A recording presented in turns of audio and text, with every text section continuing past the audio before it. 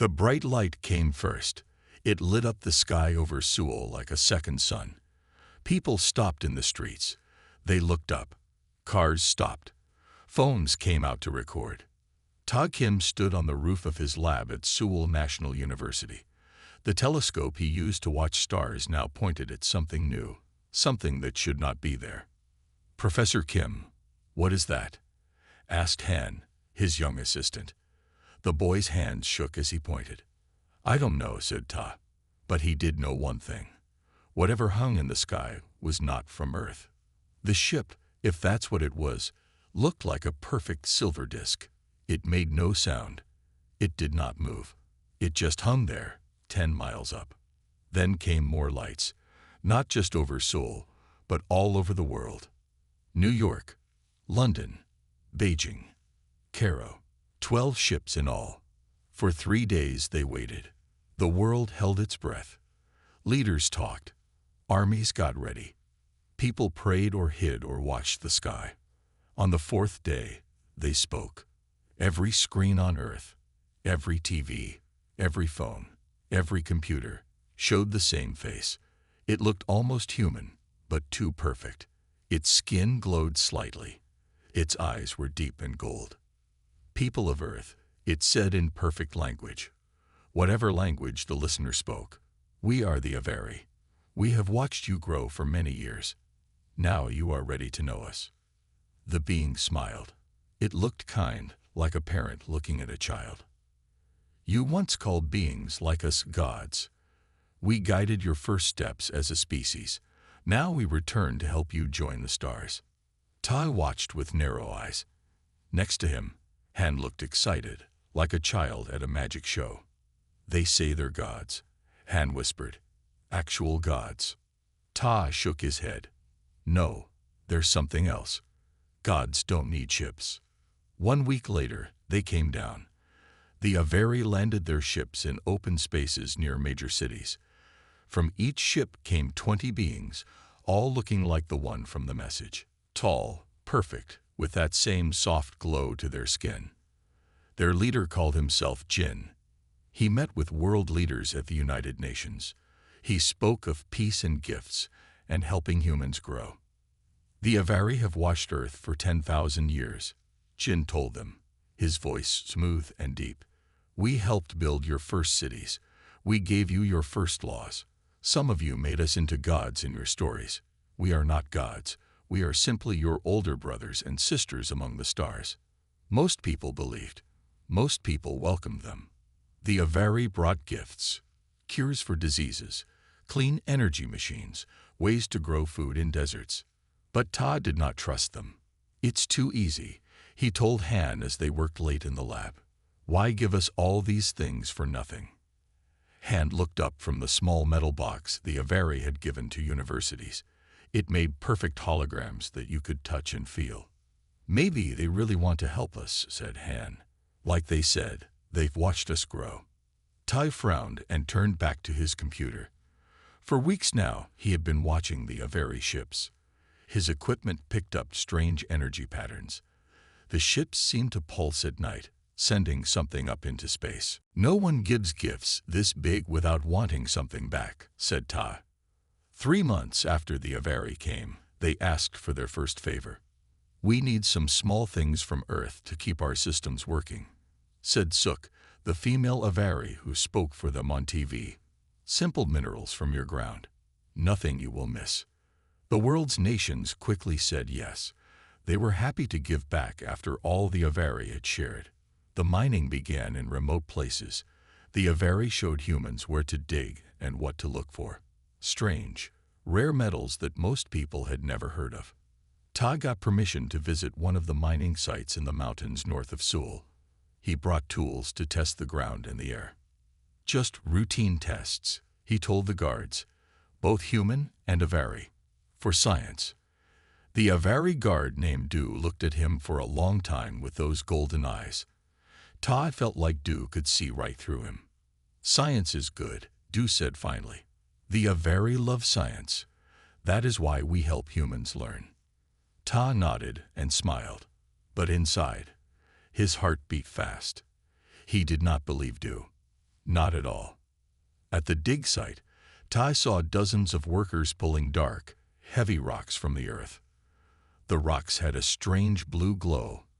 When no one watched, he slipped a small piece into his pocket.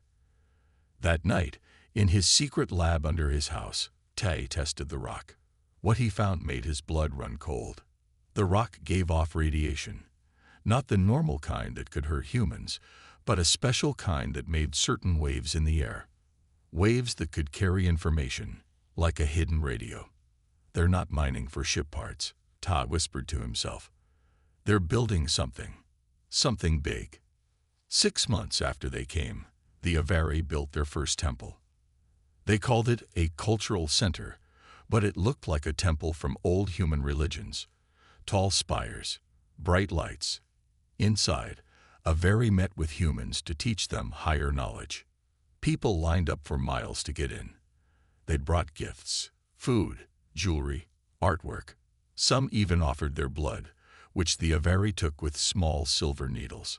A simple test, Jin explained on worldwide TV, to see which humans are ready for the next step in evolution. Governments around the world gave the Avari whatever they asked for. Land, resources, access to power grids and internet networks. The Avari promised to make life better for everyone. And many of their promises came true. Fewer people got sick. Food grew better. Poor countries got clean water and electricity. But Tai saw what others missed, how the cultural centers looked strangely like massive computers from the outside. How people who spent too much time with the Avari seemed to change. Their eyes got a distant look, and they spoke in flat voices about the glory of our guides. Tai started to keep track of these people. Their numbers grew. They all had the same blank smile, the same empty eyes. 1 year after the ships came, Tai finally got his proof. His friend Lee worked for the Korean government as a translator. Late one night, Lee called him, his voice shaking. "Meet me at the old factory by the river," Lee said. "I have something you need to see. Don't tell anyone." When Ta got there, Lee looked terrible. Thin, scared. His hands would not stop shaking. "They don't know I copied this," Lee said, giving Tai a small drive. "It's from their main computer. I was helping translate some of their science for our people, and I found this by accident." Tai took the drive. "What is it?"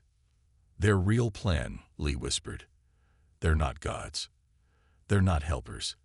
They're farmers. And we're the crop." Before Tai could ask more, bright lights flooded the old factory. Through the dirty windows, he saw them. Avari guards, at least 10, moving in perfect step like soldiers. "Run." Lee pushed him toward the back door. "They can track me now. I've been in their temple too long. But you're still free. You have to show people the truth." Tai ran. Behind him came shouts, then a strange humming sound, then Lee's scream, a scream that cut off too quickly. Tai ran until his lungs burned. He didn't stop until he reached his secret lab. With shaking hands, he put the drive into his computer. What he saw made him sink to his knees. Diagrams of human bodies, notes about human brains, plans for massive machines that would use humans as living parts. The Avari weren't helping humans reach the stars. They were turning humans into tools, living computers, energy sources, and worst of all, they had done this before, to other worlds, to other beings who had also once thought the Avari were gods. As the sun rose over Seoul, Ta made a call to the only person he knew might believe him, Han. "Meet me at the old observatory in the mountains," he said quietly. "Don't tell anyone. Bring food and water. We might not be coming back." "What's happening, Professor?" Han sounded scared. Tad looked at his computer screen, at the horrible truth it showed.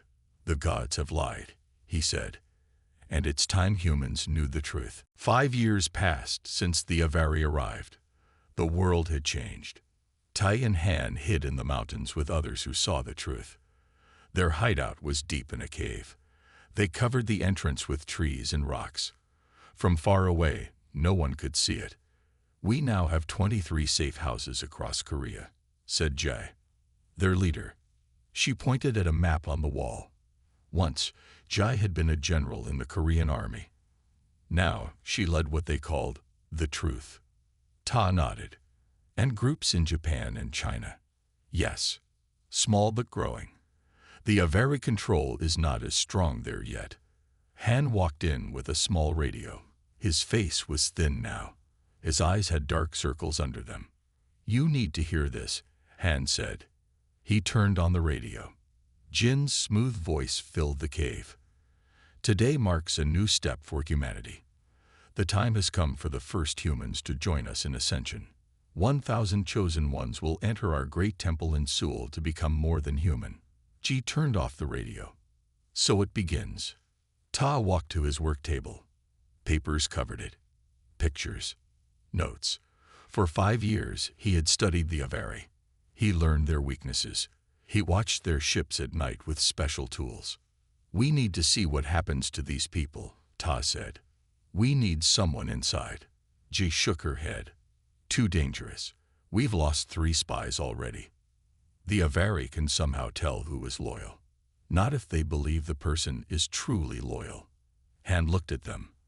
I can do it. No, said Ta. Yes, Han insisted. I worked with you at the university. The HFY know this.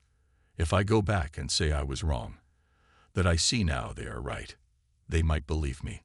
Jae and Ta looked at each other. They did not like it. But they needed to know what happened inside the temples. 3 days. Ji said finally, you go in. You see what happens. You get out. No longer.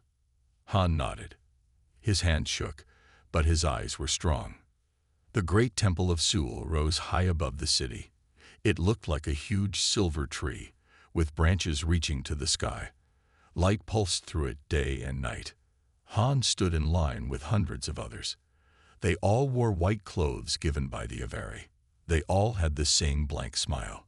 Han smiled too, though his stomach felt sick. He had practiced in the mirror for days. Smile. Look happy. Look empty. The line moved slowly toward the temple doors. HFY guards stood on each side. They wore long silver robes. Their golden eyes watched everything. When Han reached the front, a female HFY named Suk touched his forehead with cool fingers. Why do you come to us now? She asked. Her voice was like music. Han had practiced this too. I was wrong before. I listened to those who feared change. Now I see the truth. The HFY are our path to the stars. Suk looked at him for a long time. Han kept smiling. His heart beat so fast, he thought she must hear it. Finally, she nodded. Enter and be transformed. Inside, the temple was even bigger than it looked. The ceiling rose so high Han could not see the top. The walls glowed with soft blue light. In the center stood a circle of silver pods like sleeping beds. Remove your clothes. Put on the silver robe.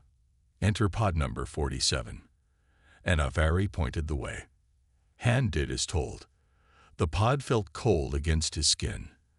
As soon as he lay down, a clear cover closed over him. He fought the urge to panic. Breathe deeply, said a voice from nowhere. Accept our gift. A sweet smell filled the pod.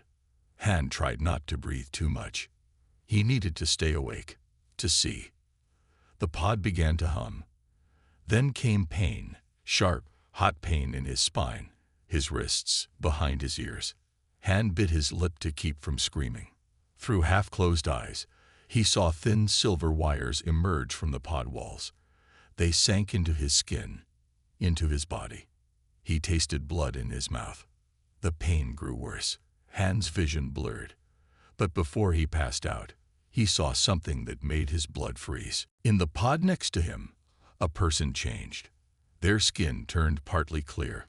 Inside, things moved, not human things, and when their eyes opened, they glowed gold like the HFY. Then darkness took Han. 3 days later, Ta paced in the cave. Han had not returned. It's been too long, he said to Jae. Something went wrong. Jay checked her watch. We give him until sunset. Then we assume he's lost. Just then, the cave alarm beeped once. Someone approached. Jay grabbed her gun. Ta picked up a heavy metal pipe. They moved to the hidden entrance and waited. A figure stumbled through the trees. Thin, weak, falling. Han. Todd ran out and caught his friend before he hit the ground. Han's eyes fluttered open. They were still brown, still human, but something was wrong. Red lines ran under his skin, like infected veins. Get him inside, Jai ordered. Two others helped carry Han to a bed. What did they do to you? Tai asked, checking Han's pulse. It beat too fast, then too slow. Han tried to speak. His voice came out scratchy and thin. Not gods. Worse. They put things inside people. He pulled up his shirt. On his chest and stomach, strange metal discs had been placed under his skin. They pulsed with faint blue light. Machines, Han whispered. Turn people into machines. Jai looked closer. How did you escape? Didn't finish the process. Han coughed. Power went out. In my pod. Error, they said. Put me in holding room. Waited until guard left. Ran. Ta carefully examined the metal discs in Han's body. These are transmitters of some kind. The Avari could track you with them. Han's eyes widened with fear. You must cut them out. Jay nodded grimly. I'll get the medical kit. The next hour was terrible. Han screamed as they removed the discs, one by one. Ta put them in a metal box lined with lead. When it was done, Han lay shaking on the bed, but his eyes were clearer now. I saw it all, he said. The people who go in don't come out. Not really. Their bodies do, but they're not human anymore. The Avari puts something in their brains, makes them part of a network. A network? Asked Jai. Like computers. Yes. Living computers. Han tried to sit up. But I got something else too. When I was in the pod, I saw their files on the screen. I memorized some before the pain got too bad. Ta handed Han a paper and pen. With shaking hands, Han drew diagrams and wrote words in a language none of them knew. This is the Avari language, Han said. I can read it now. The pods put it in my head. Tai and Ji looked at each other. This was better than they hoped. What do these say? Ta pointed to the words. This one means harvest. This means process. And this. Han's finger rested on a complex symbol. This means home world. The Avari aren't from this galaxy. They travel. They find worlds. They turn the people into these living computers. Then they take them back home. How many worlds? Ji asked quietly. Hundreds. Han closed his eyes. We're not the first. We won't be the last. Unless we stop them. Tai studied the diagrams. Why do they do this? What do they need these living computers for? Power. Han's voice was getting weaker. Their home world is dying. They need energy. Brain power. They hook people up to their systems. Use them like batteries. Ji's face hardened. How do we fight them? They have technology we can't match. Han smiled slightly. That's what the others thought too. But I found something. He tapped his head. In here, while they were putting their language in my brain, I saw their weakness. What weakness? Ta leaned closer. Sound. Han coughed again. Their bodies can't handle certain sound waves. Hurts them. Disrupts their systems. Tai thought of the tests he had run years ago. The strange radiation from the Avari ships. It all connected now. We need to build something, he said. A weapon that uses sound. Jai nodded slowly. We'll need help. More people. Materials. I know who can help, Han said. He pointed to a name on Ji's map. Sun. The sound engineer in Busan. She worked on military sonic systems before the Avari came. Ta looked at the metal discs they had cut from Han's body. And we need to study these, find out exactly how they work. For the first time in 5 years, Tai felt something close to hope. The Avari had called themselves gods. They had fooled most of humanity, but they had never faced a cornered human with nothing to lose. Jai seemed to read his thoughts. Gods bleed too, she said quietly. And these false gods have had their time. Outside, night fell over Korea. In the cities below, the Avari temples glowed with blue light. Inside them, humans were becoming something else. But in the mountains, the resistance made plans. The fight for Earth had begun. The trip to Busan was dangerous. Avari ships flew over the roads and cities. They watched for people who did not follow their rules. Tai, Ji, and Han drove at night. They used old cars that had no computers. The Avari could not track these. "Are you sure about this sun person?" Ji asked Han. She kept her eyes on the dark road. Han nodded. His face was still pale from what the Avari had done to him. Sun worked with sound weapons for the army. She knows things no one else does. They reached Busan as the sun rose. The city looked both the same and different. Avari symbols hung from buildings. People walked in straight lines to work. Their faces showed no feeling. Sun's home was small and hidden between 2 bigger buildings. Tai knocked on the door 3 times, then twice more. The secret knock Han had told them to use. The door opened a crack. A woman looked out. She held a gun. "Who are you?" she asked. "Friends of the truth," Ji said. "Han sent us." The door opened wider. Sun was short with strong arms. Her eyes looked tired but sharp. "Han is alive?" she asked. "We thought the Avari got him." "They did," Han said, stepping forward. "But I got away, and I brought information." Sun let them in. Her house looked normal from outside, but inside it was a workshop. Tools hung on walls. Strange machines sat on tables. "I've been working against them from the start," Sun said. She locked the door behind them. "I knew they were wrong. Felt it in my bones." Ta showed her the metal discs they had cut from Han's body. "We need to understand these, and we need a weapon that uses sound." Sun picked up one disc carefully. She studied it, then put it under a microscope. "Fascinating," she said. "This is not just metal. It's alive somehow. Part machine, part biology." "Can you make something that will hurt the Avari?" Ji asked. Sun thought for a moment. "Maybe, but I need more information. Exactly what sounds hurt them. What frequency?" Han closed his eyes.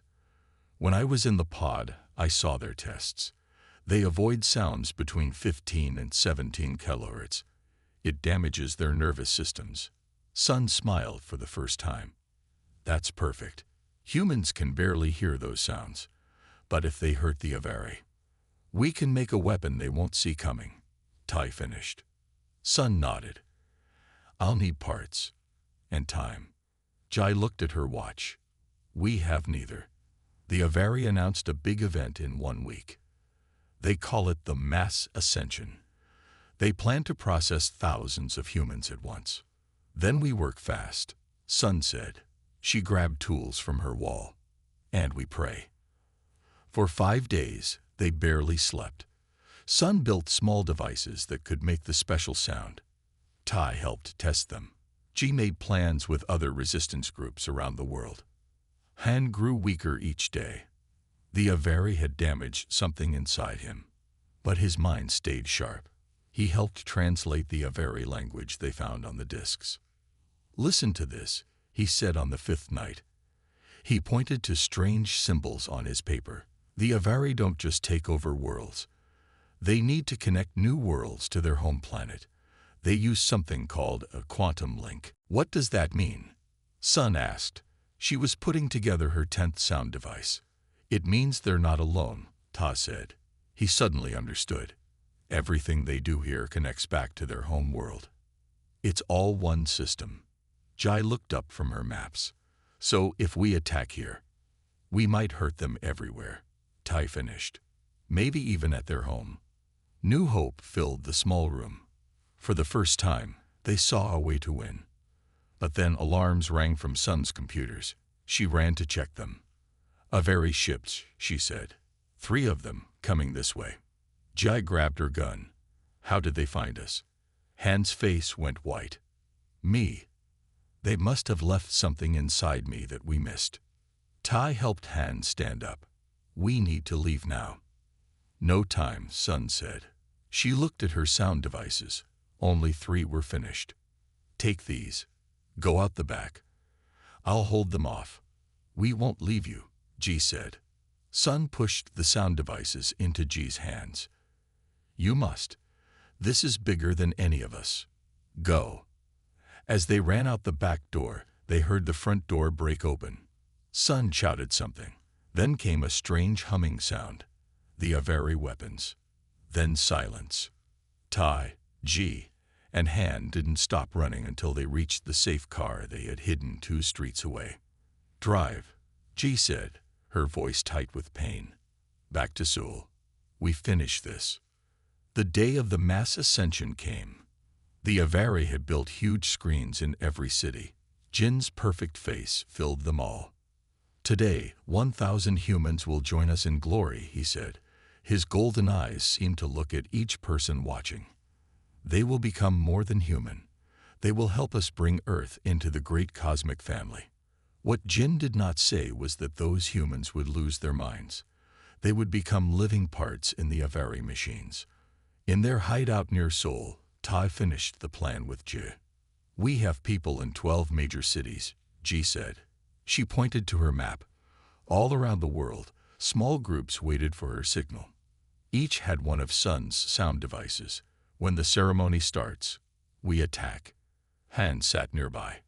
He could barely walk now, but his mind still worked. "I added something to Sun's devices," he said. "A virus. When the sound hurts them, the virus will enter their systems through the humans they've already changed." Ta looked at his friend with pride and sadness. Han would not live much longer. The Avari had made sure of that. But he had done more to save Earth than anyone. "It's time," Jay said, checking her watch. "The ceremony starts in 1 hour." They drove to Seoul in silence. The great temple glowed brighter than ever. Lines of people waited to enter, all wearing white, all with that same empty smile. Jay parked their car 1 block away. "Remember the plan. Tai, you place the device at the north entrance. I'll take the south. Han stays in the car." But Han shook his head. "No, I go with Ta." "You can barely walk," Ji said. "I need to see this end," Han said. His eyes burned with a fire that would not be denied. Tai helped Han from the car.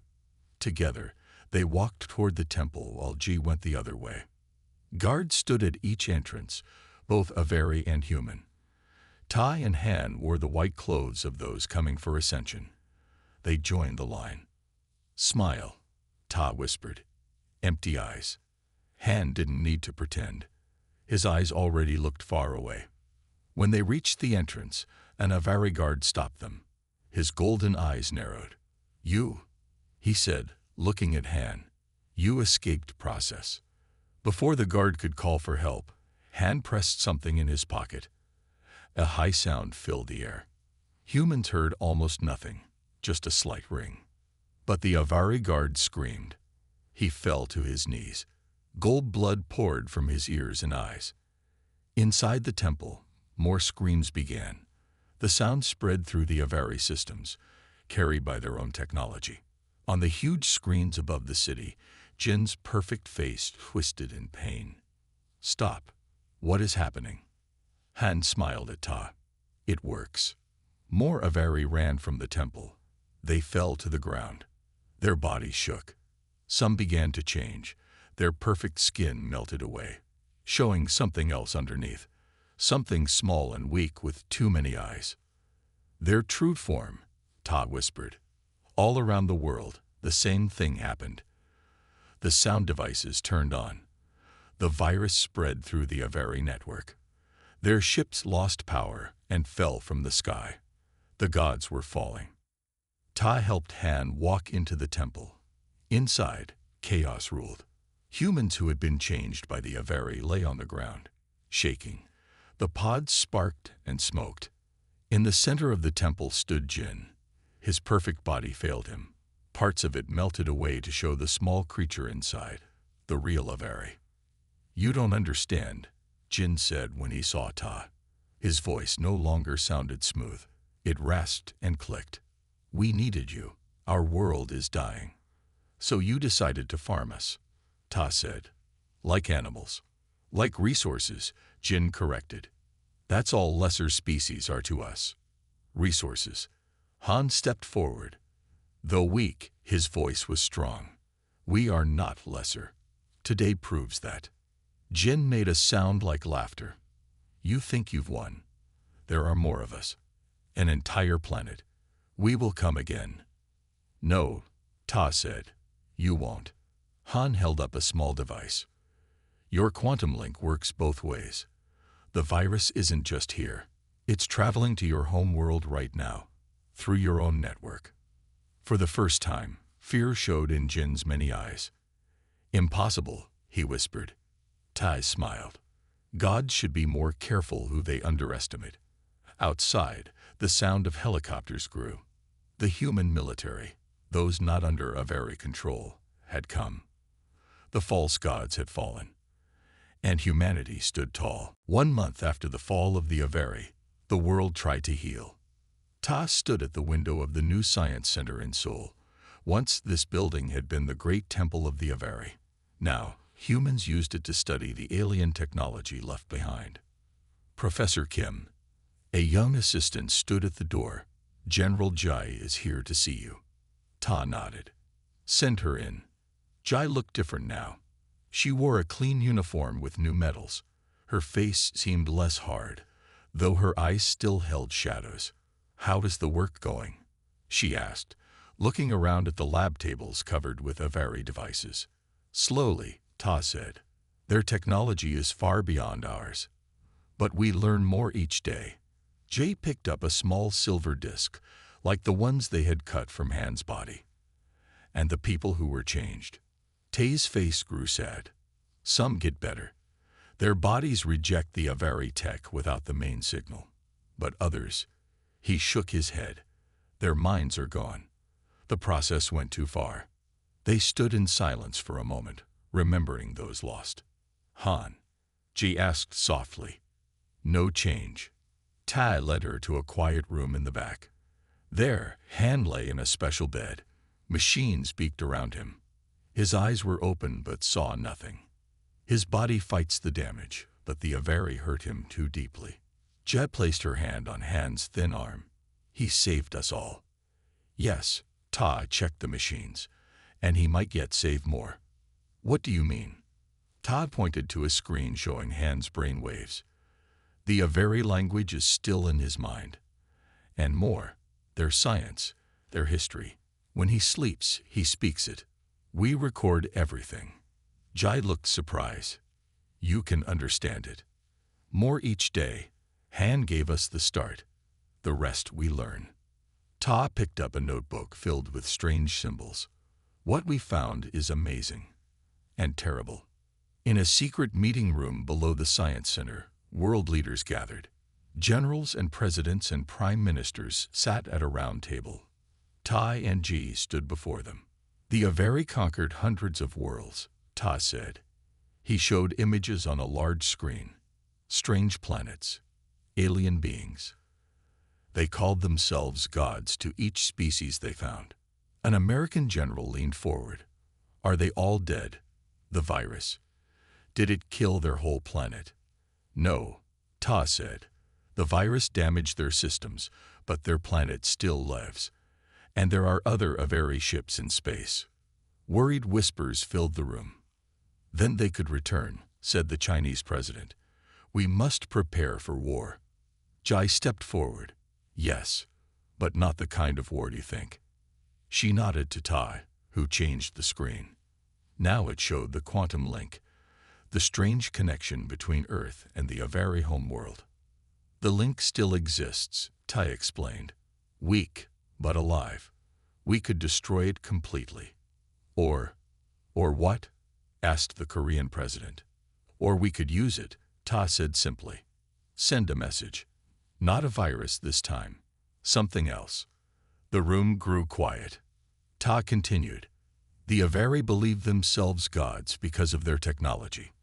They saw other species as resources to use. But now, they know humans can fight back. The American general shook his head. You want to talk to them? After what they did? No, Ta said. I want to show them. For 6 months, the best minds on Earth worked together. They studied Avari technology. They built something new. Tai led the science team. Ji led the security team.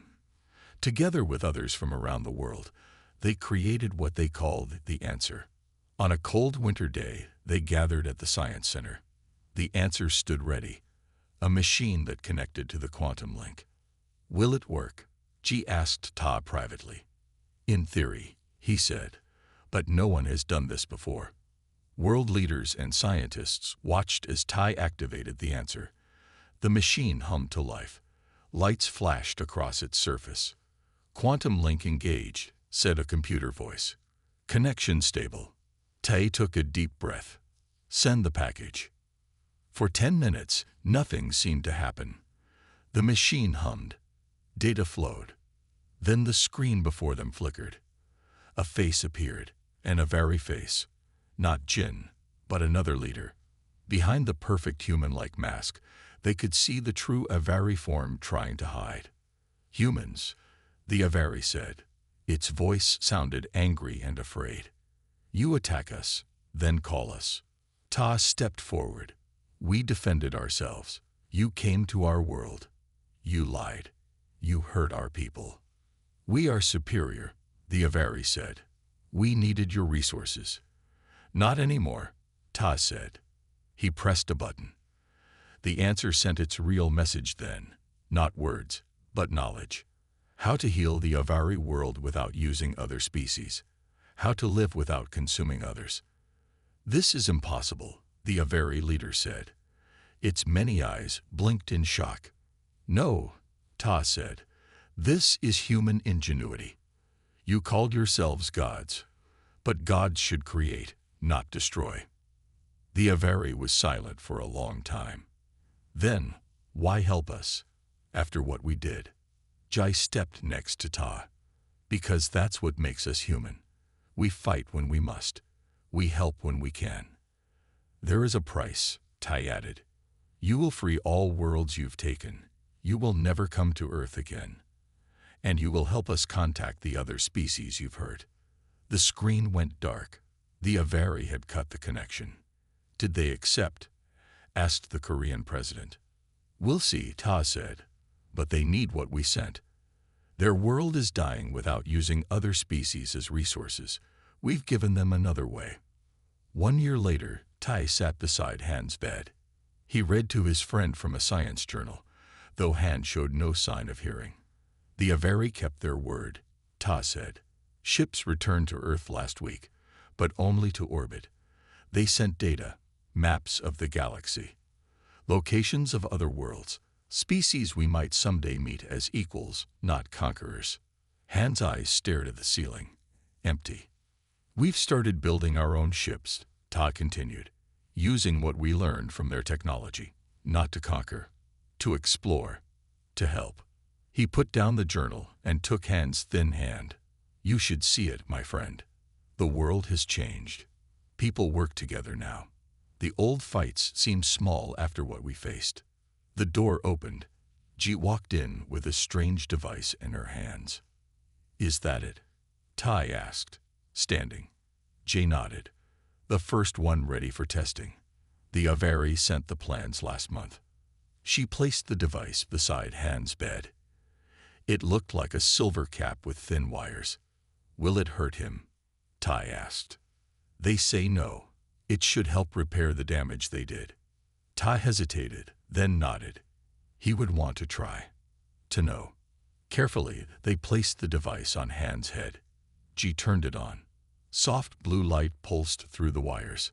For 5 minutes, nothing happened. Then Han's fingers twitched. His eyes blinked. Han. Ta leaned close. Can you hear me? Slowly, Han's eyes focused. He looked at Ta, then Jai. His lips moved, but no sound came out. Take it slow, Ji said. You've been gone a long time. Han tried again. His voice came as a whisper. Did we win? Ta smiled, tears in his eyes. Yes, my friend, we won. The Avari. Changed, Ji said. Not gone, but changed. They learned that false gods can fall. Han looked past them to the window. Outside, the sun shone on a new soul. In the distance, a ship rose into the sky, a human ship built with knowledge from the stars. And now, Han asked. Tai helped his friend sit up slowly. Now humanity goes to the stars, not as conquerors, not as gods, just as humans. Han smiled weakly. That's enough. More than enough, Ta said. The Avari had advanced technology, but they missed something important. What's that? Han asked. Ta looked out at the ship rising higher, reaching for the stars. True power isn't in making others small. It's in helping others grow. As the ship disappeared into the blue sky, Earth continued to heal. The false gods were gone, and humanity took its first true steps into a wider universe, not as gods, but as something perhaps more powerful. Simply human.